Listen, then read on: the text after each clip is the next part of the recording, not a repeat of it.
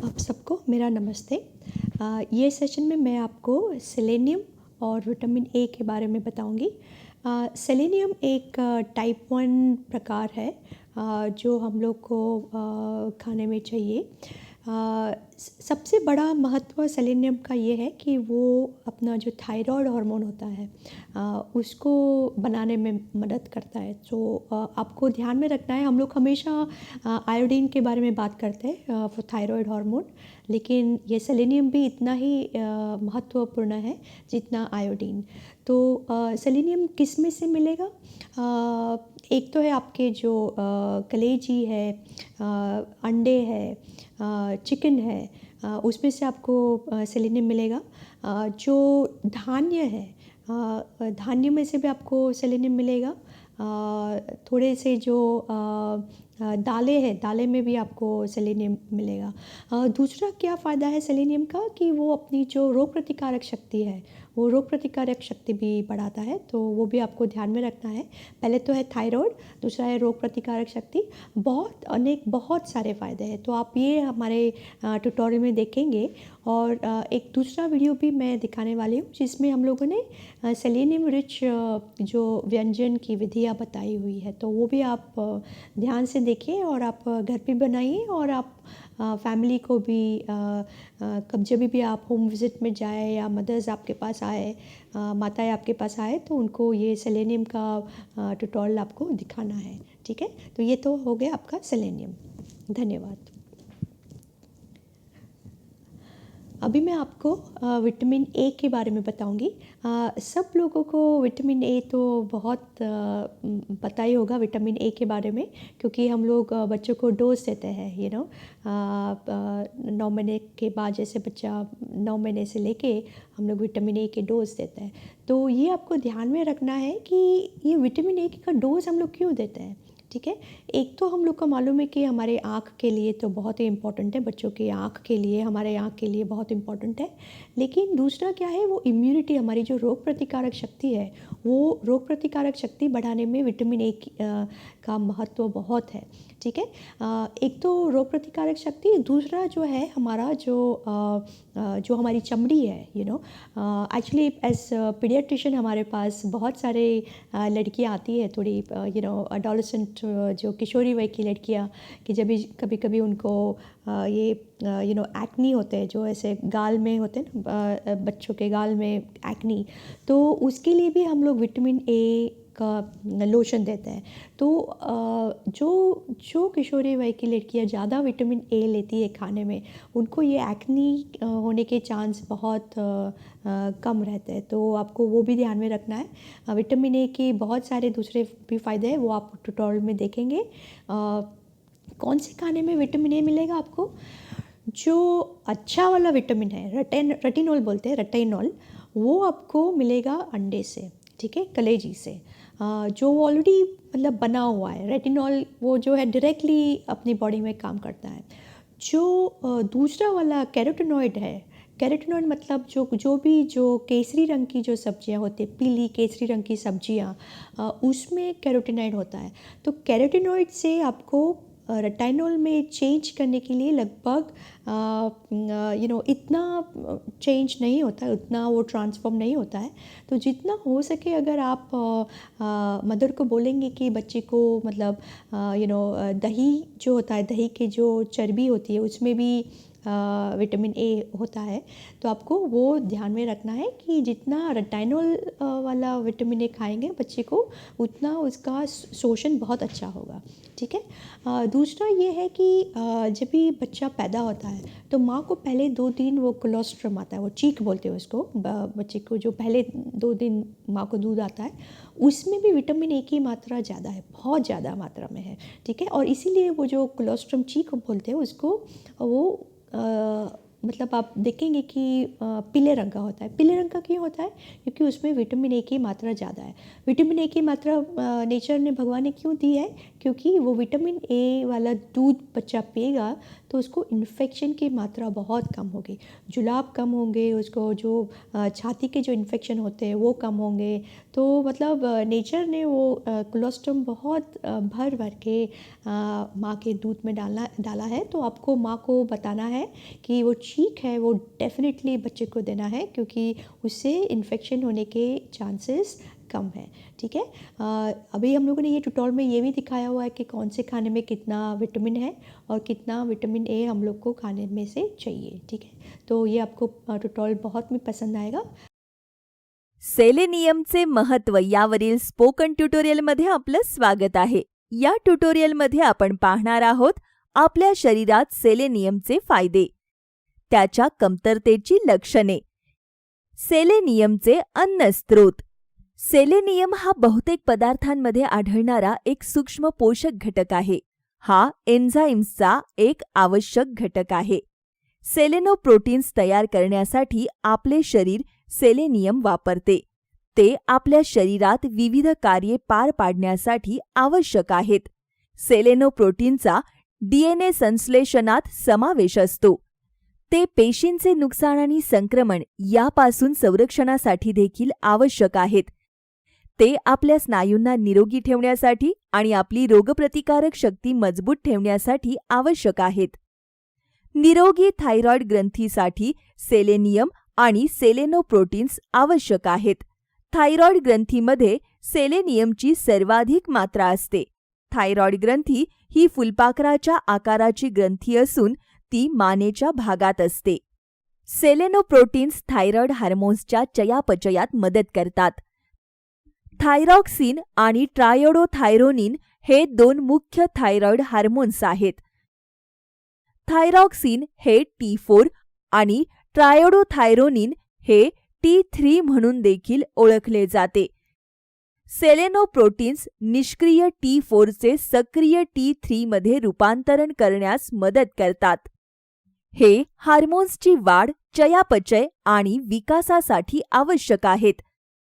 Autoimmune thyroiditis असलेल्या लोकांसाठी selenium हे फायदेशीर आहे. ही अशी स्थिती आहे ज्यात आपली रोगप्रतिकारक शक्ती थायरॉइड ग्रंथीवर हल्ला करते. सेलेनियम मेंदूच्या कार्यासाठी आवश्यक आहे. हे मोटर फंक्शन, समन्वय, स्मृती आणि अनुभूती यांमध्ये मदत करते. शुक्राणूंच्या विकासासाठी आणि टेस्टोस्टेरॉनच्या उत्पादनासाठी सेलेनियम आवश्यक असते. त्यामुळे कर्करोग आणि हृदयविकाराचा धोकाही कमी होतो. सेलेनियम अँटीऑक्सिडंट म्हणून देखील कार्य करते. अँटीऑक्सिडंट्स असे पदार्थ आहेत जे मुक्त रॅडिकल्सच्या नुकसानीपासून आपल्या शरीराचे संरक्षण करतात. फ्री रॅडिकल्स हे असे पदार्थ आहेत जे आपल्या शरीरात नैसर्गिकरित्या तयार होतात. त्यांचा अतिरेक झाल्यावरच ते हानिकारक ठरतात. आता सेलेनियमच्या कमतरतेशी संबंधित स्थिती पाहू. सेलेनियमची कमतरता असलेल्या मुलांना केशन रोग होतो. या स्थितीत हृदय मोठे होते आणि अव्यवस्थितपणे कार्य करते.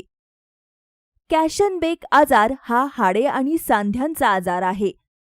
हा आजार पौगंडावस्थेतील आणि कमतरता असलेल्या मुलांमध्ये दिसून येतो. पुरुषांमधील वंध्यत्वात वाढ आणि प्रोस्टेट कर्करोग देखील दिसून येतो. आता मी तुम्हाला सेलेनियमच्या कमतरतेची लक्षणे सांगेन. उदास मनस्थिती, चिंता, गोंधळ आणि स्नायू कमकुवत होणे अशी काही लक्षणे आहेत. सेलेनियमची कमतरता काही विशिष्ट परिस्थितींसाठी धोका वाढवू शकते. सेलेनियम आणि आयोडीनच्या कमतरतेमुळे थायरॉइडचा धोका वाढतो. हायपोथायरॉइडिझम देखील सेलेनियमच्या कमतरतेशी संबंधित आहे. अशा स्थितीत थायरॉइड संप्रेरकांचे उत्पादन कमी होते. कमतरतेमुळे कर्करोग, अल्झायमर आणि हृदयविकाराचा धोका वाढतो. आपल्याला कमतरतेचा धोका कोणापासून आहे हे आता पाहूया. HIV असलेले लोक, डायलिसिस करत असलेले लोक, मातीत सेलेनियम नसलेल्या प्रदेशातील लोक. आता मी तुम्हाला सेलेनियमचे शिफारस केलेले सेवन सांगेन. वेगवेगळ्या वयोगटांसाठी दररोज सेलेनियमचे शिफारस केलेले आहार वेगळे असतात. 1 ते 3 वर्षे वयोगटातील मुलांसाठी 20 मायक्रोग्राम आवश्यक असतात. 4 ते 8 वर्षे वयोगटातील मुलांसाठी 30 मायक्रोग्राम आहे. 9 ते 13 वयोगटातील मुलांसाठी 40 मायक्रोग्राम आवश्यक असतात. 14 ते 18 वर्षे वयोगटातील मुलांसाठी 55 मायक्रोग्राम आवश्यक असतात. प्रौढांना 55 मायक्रोग्राम आवश्यक असतात. गर्भवती महिलांना 60 मायक्रोग्राम आवश्यक असतात. स्तनपान देणाऱ्या मातांना 70 मायक्रोग्राम आवश्यक असतात. या आवश्यकता पूर्ण करण्यासाठी सेलेनियमने समृद्ध अशा अन्नाचा समावेश करण्याचा सल्ला दिला जातो. चला तर आता सेलेनियमचे अन्न स्रोत पाहूया. कोंबडीचे मांस, कोंबडीचे काळीज, अंडी, मासे आणि शेलफिश हे चांगले स्रोत आहेत. बकरीचे मटण, काळीज आणि बकरीचे मूत्रपिंड हे देखील उत्कृष्ट स्रोत आहेत. धान्य, कडधान्ये आणि बियांमध्येही सेलेनियम असते. काही हिरव्या पालेभाज्यांमध्ये देखील हे असते. आता आपण वेगवेगळ्या खाद्यपदार्थांमध्ये सेलेनियमचे प्रमाण किती आहे ते पाहणार आहोत. सांगितलेले सेलेनियमचे प्रमाण कच्च्या पदार्थांसाठी आहे हे कृपया लक्षात घ्या. एका अंड्यामध्ये सुमारे 40 मायक्रोग्राम सेलेनियम असते. 100 ग्रॅम खेकड्यामध्ये सुमारे 71 मायक्रोग्राम असतात. 100 ग्रॅम किंवा मॅक्रेलच्या 2 लहान तुकड्यांमध्ये अंदाजे 64 मायक्रोग्राम सेलेनियम असते. 100 ग्रॅम किंवा 2 बकरीच्या मूत्रपिंडामध्ये सुमारे 142 मायक्रोग्राम सेलेनियम असते. 100 ग्रॅम किंवा 2 कोंबडीच्या काळीजमध्ये सुमारे 46 मायक्रोग्राम सेलेनियम असते. 100 ग्रॅम किंवा चिकनच्या 4 लहान तुकड्यांमध्ये जवळपास 20 मायक्रोग्राम असते. 30 ग्रॅम किंवा 2 चमचे सालीसकट हिरव्या मुगाच्या डाळीत सुमारे 15 मायक्रोग्राम सेलेनियम असते. 30 ग्रॅम किंवा 2 चमचे सुक्या मटारमध्ये जवळपास 15 मायक्रोग्राम सेलेनियम असते. 30 ग्रॅम किंवा 2.5 चमचे साव्यामध्ये ते सुमारे 12 मायक्रोग्राम असते. 30 ग्रॅम किंवा 2 चमचे गव्हात अंदाजे 14 मायक्रोग्राम सेलेनियम असते. 10 ग्रॅम किंवा 1 चमचा आळीवमध्ये जवळपास 5 मायक्रोग्राम सेलेनियम असते. 10 ग्रॅम किंवा 1 चमचा तिळात सुमारे 3 मायक्रोग्राम सेलेनियम असते. 10 ग्रॅम किंवा 1 चमचा कारळ्यामध्ये सुमारे 4 मायक्रोग्राम सेलेनियम असते. 100 ग्रॅम अगटीच्या पानामध्ये सुमारे 30 मायक्रोग्राम असते. 100 ग्रॅम राजगिराच्या पानांमध्ये अंदाजे 21 मायक्रोग्राम असते. उत्तम आरोग्यासाठी रोजच्या आहारात या सर्व खाद्यपदार्थांचा समावेश करा. यासह आपण ट्युटोरियलच्या समाप्तीकडे पोहोचलो आहोत. सहभागाबद्दल धन्यवाद.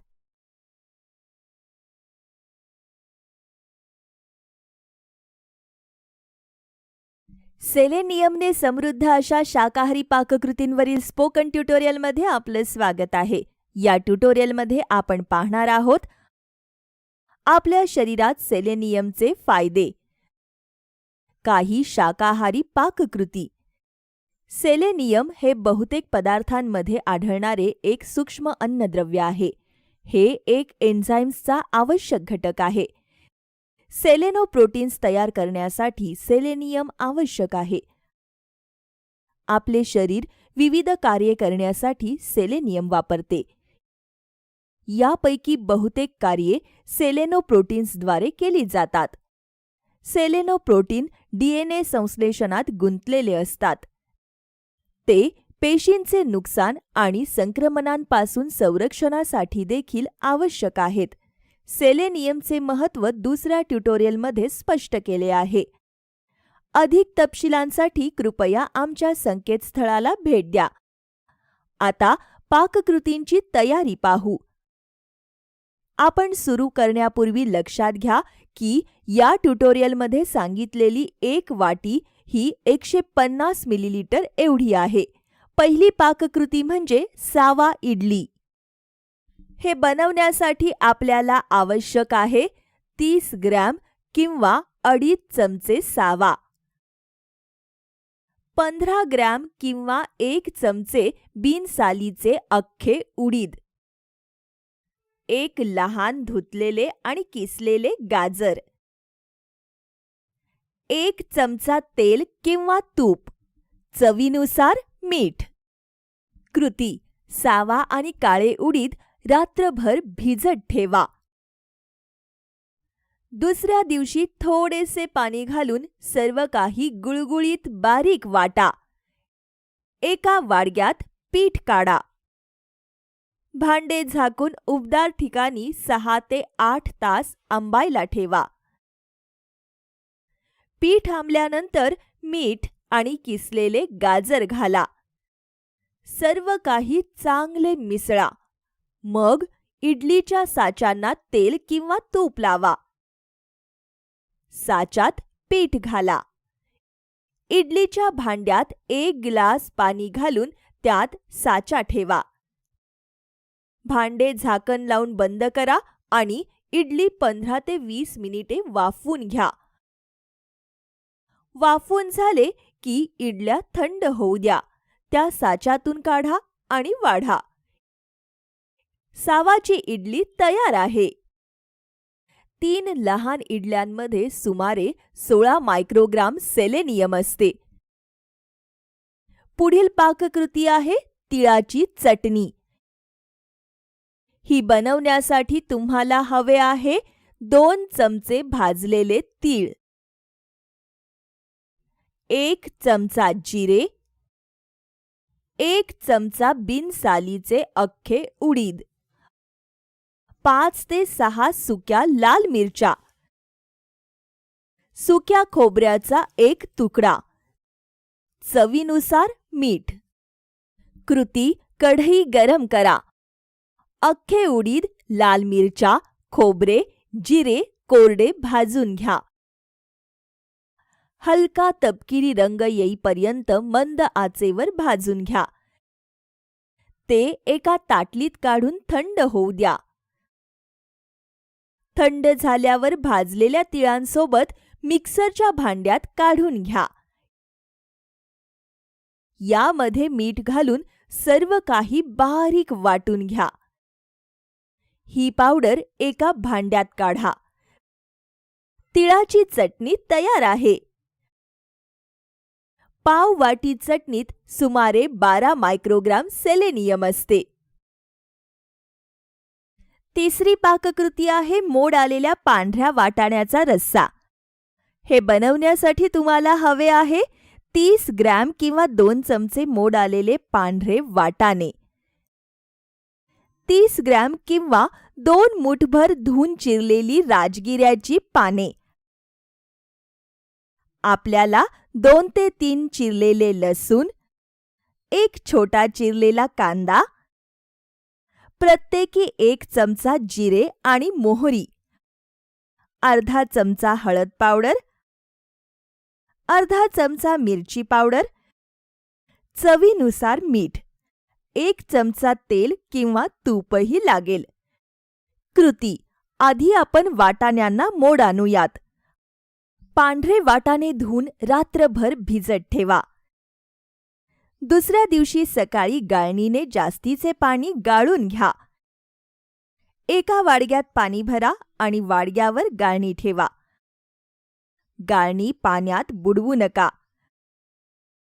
गाळणीचा पाण्याला स्पर्श होईल अशा प्रकारे ठेवावे. मोड येण्यासाठी उबदार ठिकाणी सोडा. लक्षात घ्या की वेगवेगळ्या कडधान्यांना मोड येण्यासाठी लागणारा वेळ 1 ते 3 दिवसांचा असू शकतो. हे हवामानाच्या परिस्थितीवर देखील अवलंबून असते. मोड आले की ते कुकरमध्ये शिजवा. 4 ते 5 शिट्ट्या होऊ द्या आणि नंतर गॅस बंद करा. वाफ निघून गेल्यावर कुकरचे झाकण उघडा.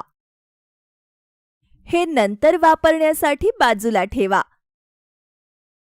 कढईत तेल किंवा तूप गरम करून त्यात मोहरी आणि जिरे टाका. बिया तडतडल्या की लसूण आणि कांदे घाला. ते हलके तपकिरी रंगाचे होईपर्यंत परता. यामध्ये राजगिऱ्याची पाने घालून एकत्र करा. हे 5 मिनिटे शिजवा. पुढे कुकरमध्ये शिजवलेले पांढरे वाटाणे, मसाले आणि मीठ घाला. पुन्हा मिसळा आणि अर्धा ग्लास पाणी घाला. 5 ते 6 मिनिटे उकळू द्या. मोड आलेल्या पांढऱ्या वाटाण्याचा रस्सा तयार आहे. मोड आलेल्या पांढऱ्या वाटाण्याच्या रश्श्याच्या अर्ध्या वाटीत सुमारे 21 मायक्रोग्राम सेलेनियम असते. आपली शेवटची पाककृती आहे मुगाच्या डाळीची चपाती. ही कृती तयार करण्यासाठी आपल्याला याची आवश्यकता असेल: 30 ग्रॅम किंवा 2 चमचे बिनसालीची मुगाची डाळ, 1 लहान किसलेले गाजर, 1 चमचा जिरे, 1 चमचा ओवा, 1 हिरवी मिरची. तुम्हाला 1 चमचे तेल किंवा तूप आणि चवीनुसार मीठ देखील लागेल. कृती: मुगाची डाळ धुवून रात्रभर भिजत ठेवा. गाळणीने जास्तीचे पाणी काढून टाका. मुगाची डाळ, हिरवी मिरची आणि मीठ घालून गुळगुळीत बारीक वाटा. वाटताना पाणी घालू नका. हे वाटण एका वाडग्यात काढा. किसलेले गाजर, जिरे आणि ओवा घाला. सर्व काही चांगले मिसळा. ताटाच्या मागच्या बाजूला तेल किंवा तूप लावा. तयार वाटणाचा छोटा गोळा घ्या. ताटलीवर ठेवा आणि बोटांनी थापून त्याची चपाती बनवा. तुम्ही ताटलीऐवजी ॲल्युमिनियम फॉइल देखील वापरू शकता.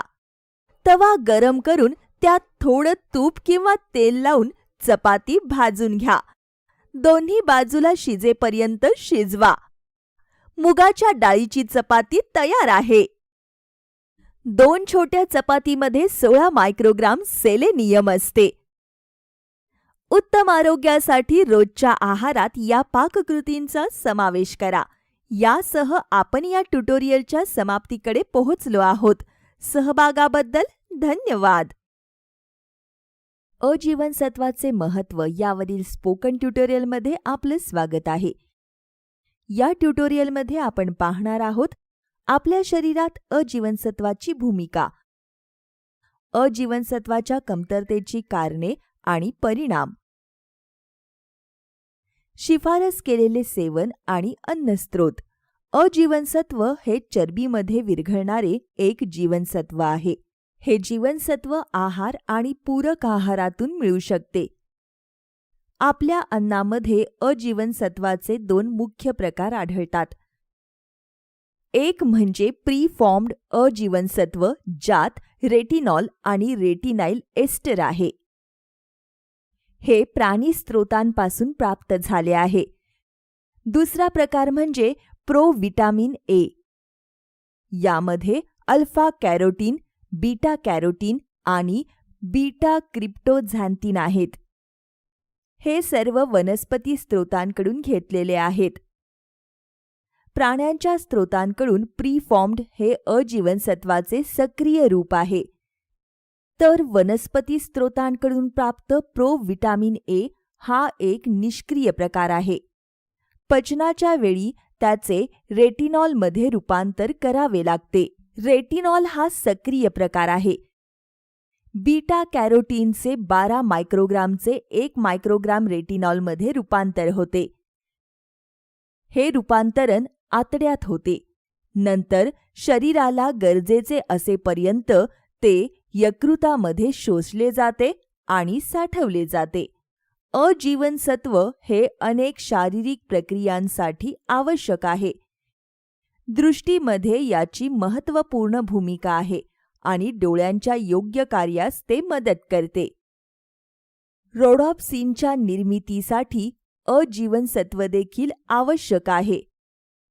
रोडॉप्सिन हे डोळ्यातील एक रंगद्रव्य आहे जे आपल्याला रात्री पाहण्यास मदत करते.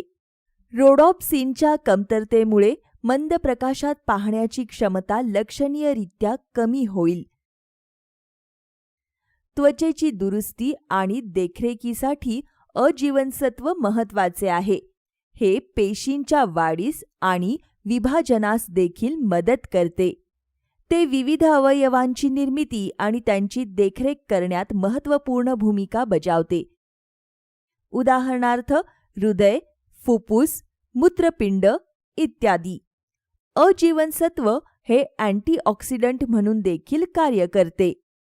अँटीऑक्सिडंट्स हे आपल्या पेशींना मुक्त रॅडिकल्सच्या नुकसानीपासून वाचवतात. मुक्त रॅडिकल्स शरीरात नैसर्गिकरित्या तयार होतात. त्यांचा शरीरात अतिरेक झाला की ते हानिकारक ठरतात.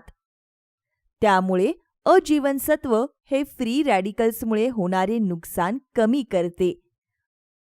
अजीवनसत्वाच्या शरीरात इतर भूमिका देखील आहेत. हे सर्व ऊती आणि अवयवांची ताकद आणि कार्य राखते. जसे त्वचा, श्वसनमार्गाचे अस्तर, आतडे, कान आणि डोळ्याच्या आतील भाग.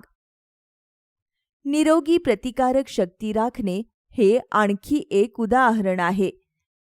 नवजात बाळाच्या आरोग्यासाठी देखील अजीवनसत्व महत्त्वपूर्ण आहे. हे बाळांना त्यांच्या विकासात मदत करते आणि संसर्गापासून त्यांचे संरक्षण करते. कोलोस्ट्रममध्ये अजीवनसत्व भरपूर प्रमाणात असते. कोलेस्ट्रम हे प्रसूतीनंतर ताबडतोब पाझरलेले आईचे पहिले दूध आहे. प्रसूतीच्या 1 तासाच्या आत बाळाला ते पाजावे. कोलेस्ट्रमचे अधिकचे फायदे दुसऱ्या ट्युटोरियलमध्ये स्पष्टपणे सांगितले आहेत. अधिक जाणून घेण्यासाठी कृपया आमच्या संकेतस्थळाला भेट द्या.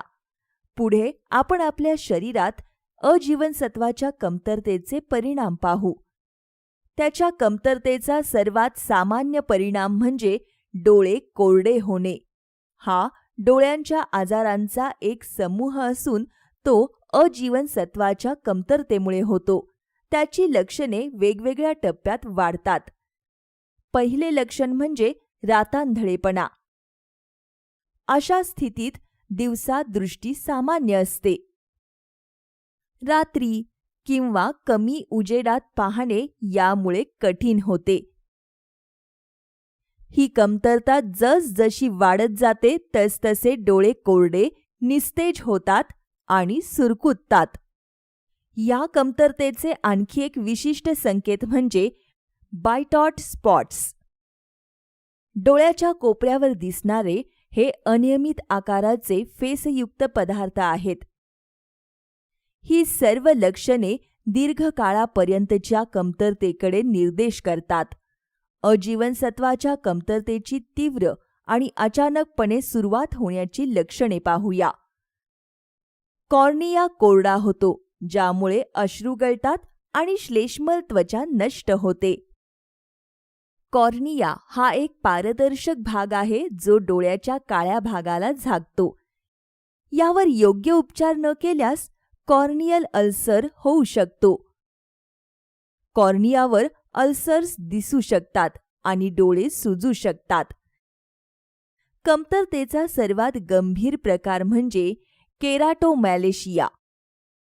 यामध्ये कॉर्नियाच्या 1/3 पेक्षा जास्त भाग प्रभावित होतो. संपूर्ण कॉर्निया जाड होतो आणि नंतर वितळतो. अजीवनसत्वाच्या कमतरतेच्या या लक्षणांबद्दल जाणून घेणे खूप महत्त्वाचे आहे. नंतरच्या टप्प्यात जेव्हा लक्षणे तीव्र होतात तेव्हा आंधळेपणा येण्याचा धोका असतो. अशा परिस्थितीत मृत्यूचा धोकाही जास्त असतो. आणखी एक मोठा परिणाम म्हणजे गंभीर संसर्ग होण्याचा धोका, जसे अतिसार आणि गोवर. संसर्गामुळे शरीरात अजीवनसत्वाची मागणी वाढते. त्यामुळे कमतरता अधिकच बळावते. परिणामी कमतरता आणि संसर्गाचे दुष्टचक्र उद्भवते. कमतरतेमुळे रोगप्रतिकार शक्तीही बिघडते. अजीवनसत्वाची कमतरता असलेल्यांनाही अशक्तपणाचा धोका असतो. थकवा येतो आणि वाढ खुंटू शकते. कोरडे केस, कोरडी त्वचा आणि मुरूम ही अजीवनसत्वाच्या कमतरतेची इतर लक्षणे आहेत. गर्भवती महिलांमध्ये कमतरतेमुळे मुदतपूर्व प्रसूती होऊ शकते. याचा परिणाम म्हणजे कमी वजनाची बाळे आणि त्यांच्यामध्ये जन्मजात दोष देखील येऊ शकतो. नवजात अर्भकांमध्ये अजीवनसत्वाचे प्रमाण कमी होण्याचा देखील धोका असतो. अजीवनसत्वाच्या कमतरतेचा धोका वाढवणारे काही घटक पाहूया. पहिले म्हणजे अजीवनसत्वाने समृद्ध पदार्थांचे अपुरे सेवन आणि दुसरा घटक म्हणजे अपुरे सेवन आणि चरबीचे शोषण. म्हणून आतड्यांसंबंधी आणि स्वादुपिंडाच्या आजार असलेल्या लोकांना धोका असतो. यकृताचे आजार असलेल्यांनाही याच्या कमतरतेचा धोका असतो. यकृताच्या आजारांमुळे शरीरात अजीवनसत्व साठवण्याची आणि सोडण्याची क्षमता कमी होते. लहान मुले, गरोदर आणि स्तनपान देणाऱ्या महिलांना या कमतरतेचा धोका असतो, कारण त्यांची अजीवनसत्वाची गरज जास्त असते. ही कमतरता टाळण्यासाठी पुरेसे अजीवनसत्व नियमितपणे घेणे आवश्यक आहे. 1 ते 3 वर्षाच्या मुलांना दररोज 390 मायक्रोग्रॅम मिळायला हवे. 4 ते 9 वर्षाच्या मुलांना दररोज 510 ते 630 मायक्रोग्राम अजीवनसत्व मिळाले पाहिजे. पौगंडावस्थेसाठी दररोज 770 ते 860 मायक्रोग्राम शिफारस केली जाते. प्रौढ महिला आणि पुरुषांसाठी दररोज 840 आणि 1000 मायक्रोग्राम शिफारस केली जाते. 50 वर्षांपेक्षा जास्त वयाच्या वृद्ध पुरुष आणि स्त्रियांसाठीही अशीच शिफारस केली जाते. गर्भवती आणि स्तनपान देणाऱ्या महिलांनी दररोज 900 ते 950 मायक्रोग्राम अजीवनसत्व घेतले पाहिजे. अजीवनसत्वाचे अन्नस्रोत पाहूया. अजीवनसत्वाचे 2 मुख्य स्रोत आहेत, प्राणी स्रोत आणि वनस्पती स्रोत. प्राणी स्रोतांमध्ये अजीवनसत्व रेटिनॉल म्हणून आढळते, जे सक्रिय स्वरूप आहे. बकरी आणि कोंबडीचे यकृत हे अजीवनसत्वाचे उत्कृष्ट स्रोत आहेत. बकरीच्या यकृताच्या एक लहान वाटीमध्ये 15,655 मायक्रोग्राम रेटिनॉल असते. कोंबडीच्या 2 यकृतामध्ये 3,486 मायक्रोग्राम असते. अंड्यातील पिवळ्या बलकामध्ये देखील भरपूर अजीवनसत्व असते. 2 अंड्यातील पिवळ्या बलकामध्ये 539 मायक्रोग्राम असते. 2 चमचे लोण्यामध्ये सुमारे 250 मायक्रोग्राम असते. 50 ग्रॅम चेडर चीजमध्ये सुमारे 300 मायक्रोग्राम असते. 100 ग्रॅम ताज्या क्रीममध्ये 400 मायक्रोग्राम अजीवनसत्व असते. वनस्पती अन्नस्रोतांमध्ये कॅरोटीनॉइड्सच्या स्वरूपात अजीवनसत्व असते. हिरव्या पालेभाज्या हे उत्तम स्रोत आहेत. उदाहरणार्थ शेवगा, राजगिरा, मेथी, अगाथीची पाने. 100 ग्राम शेवग्याच्या पानांमध्ये 17,542 मायक्रोग्राम अजीवनसत्व असते. 100 ग्रॅम मेथीच्या पानांमध्ये 9,254 मायक्रोग्राम असते. 100 ग्रॅम राजगिराच्या पानांमध्ये सुमारे 8,553 मायक्रोग्राम असते. आंबा, पपई, जर्दाळू आणि संत्री हे देखील बीटा कॅरोटीनने समृद्ध आहेत. 1 आंब्यामध्ये सुमारे 300 मायक्रोग्राम असते. 1 वाटी पपईमध्ये 115 मायक्रोग्राम असते. सेवनाबरोबरच योग्य शोषणही महत्त्वाचे आहे. लक्षात घ्या की कॅरोटिनॉइड्सच्या तुलनेत रेटिनॉल शरीरात सहजपणे शोषले जाते. याचा अर्थ प्राण्यांच्या स्रोतांमधून अजीवनसत्व अधिक चांगले शोषले जाते आणि साठवले जाते. ते सक्रिय रूपात बदलण्याची गरज नसल्यामुळे ते अधिक चांगले वापरले जाते. अजीवनसत्वाच्या सर्व स्रोतांना योग्य शोषणासाठी आहारात थोडे मेद आवश्यक आहे. हे निष्क्रिय रूपाचे सक्रिय रूपामध्ये अधिक चांगले रूपांतरण सुलभ करते. त्यामुळे तुमच्या आहारात चांगल्या दर्जाच्या स्निग्ध पदार्थांचा समावेश करणे महत्त्वाचे आहे, जसे लोणी, शुद्ध तूप, मासे, अंडी, नट आणि बिया. उत्तम आरोग्यासाठी या सर्व पदार्थांचा आहारात समावेश करा. यासह आपण ट्युटोरियलच्या समाप्तीकडे पोहोचलो आहोत. सहभागाबद्दल धन्यवाद.